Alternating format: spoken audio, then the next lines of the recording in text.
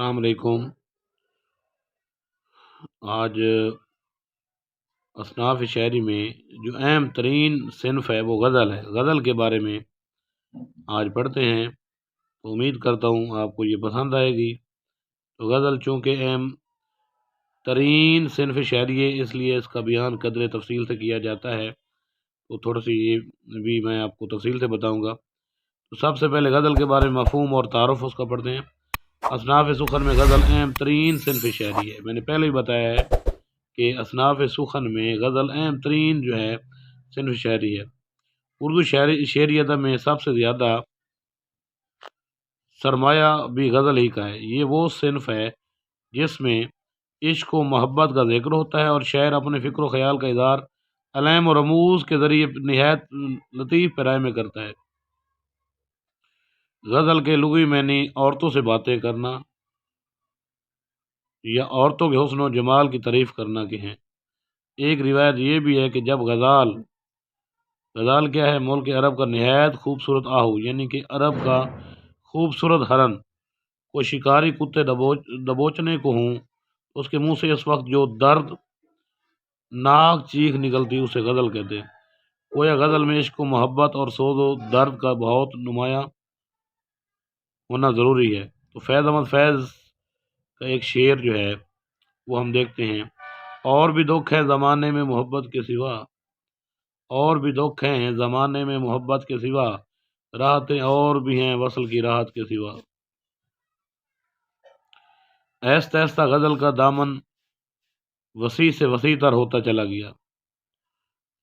اب غزل میں ہر موضوع لایا جانے لگا ہے، بلکہ کچھ قد آور شاعروں اور مثلاً علامہ اقبال، مولانا ظفر علی خان، فیض احمد فیض وغیرہ نے غزل کا مفہوم ہی بدل کر رکھ دیا ہے، اور غزل میں ہر قسم کے افکار و خیالات اور مشاہدات و تجربات کو پیش کیا جاتا ہے۔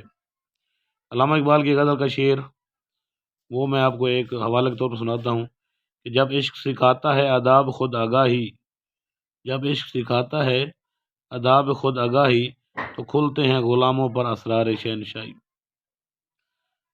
تو اب بات کرتے ہیں غزل کی ہیئت ترکیبی کے بارے میں۔ غزل کیسے بنتی ہے، کیسے بنتی ہے؟ تعداد میں غزل کے اشعار کم از کم 5 اور کثرت میں 20-25 بلکہ اس سے کہیں زیادہ ہو سکتے ہیں، مگر اشعار کی تعداد کا طاق ہونا ضروری سمجھا جاتا رہا ہے۔ غزل کے پہلے شعر کو مطلع کہتے ہیں۔ مطلع کے دونوں مصرے ہم کافی اور ہم ردیف ہوتے ہیں۔ کافی کا ہونا ضروری ہے، ردیف کا ہونا ضروری نہیں ہے۔ یعنی مطلع کے لیے یہ ضروری ہے کہ کافیہ ہو، اگر کافیہ نہیں ہوگا تو وہ مطلع نہیں کہلائے گا بلکہ غزل کا پہلا شعر کہلائے گا۔ اگر تیسرا اور چوتھا مصرع بھی ہم کافی ہوں وہ ہم ردیف ہوں تو اسے حسن مطلع کہتے ہیں۔ مطلع کے بعد غزل کا ہر دوسرا مصرع ہم کافی اور ہم ردیف ہوتا ہے۔ پوری غزل ایک ہی بیر میں کہی جاتی ہے، بیر چھوٹی ہو یا بڑی۔ البتہ غزل کے لیے بالعموم مترنم بیروں کا انتخاب کیا جاتا ہے۔ غزل کے آخری شعر کو مقطع کہتے ہیں، اور مقطع کے لیے یہ ضروری ہے کہ اس میں شاعر کا تخلص ہو۔ اگر تخلص نہیں ہوگا تو وہ مقطع نہیں کہلائے گا بلکہ آخری شعر کہلائے گا۔ کسی زمانے میں غزل ہی قصیدے کا ایک حصہ ہوتی تھی، یہی وجہ ہے کہ آج تک قصیدے اور غزل کی ہیئت ایک ہی ہے۔ غزل کا ہر شعر اپنی جدا جگانا مفہوم کا حامل ہوتا ہے اور ایک علیحدہ اکائی کی حیثیت رکھتا ہے، جو کافی اور ردیف کے ذریعے پوری غزل سے منسلک ہوتا ہے۔ لیکن اساتذہ کے یہاں مسلسل مضمون کی حامل غزلیں بھی مل جاتی ہیں۔ عوام و خاص میں صنف غزل سب سے زیادہ مقبول ہے، یعنی لوگ جو ہے غزلوں کو سننا پسند کرتے ہیں۔ دیگر اصناف سخن کے مقابلے غزل کی زبان بالعموم سادہ، سلیس، شستہ اور رواں ہوتی ہے، اور اس میں ایک بانک پن ہوتا ہے۔ تشبیہ اور استعارہ اور ثنائے بنائے کا موضوع اور مناسب استعمال غزل میں حسن اور دلکشی پیدا کرتا ہے۔ تو اب غزل کے آغاز ارتقاء کے بارے میں اگر بات کی جائے تو کس زمانے میں غزل قصیدے کا ایک ابتدائی حصہ ہوا کرتی تھی جسے تشبیب کہا جاتا تھا۔ یعنی قصیدے کے 4 جز ہیں، جس میں تشبیب، گریز، مدح اور دعا۔ تو پہلا حصہ جو ہے تشبیب، اس کا حصہ غزل ہوا کرتی تھی۔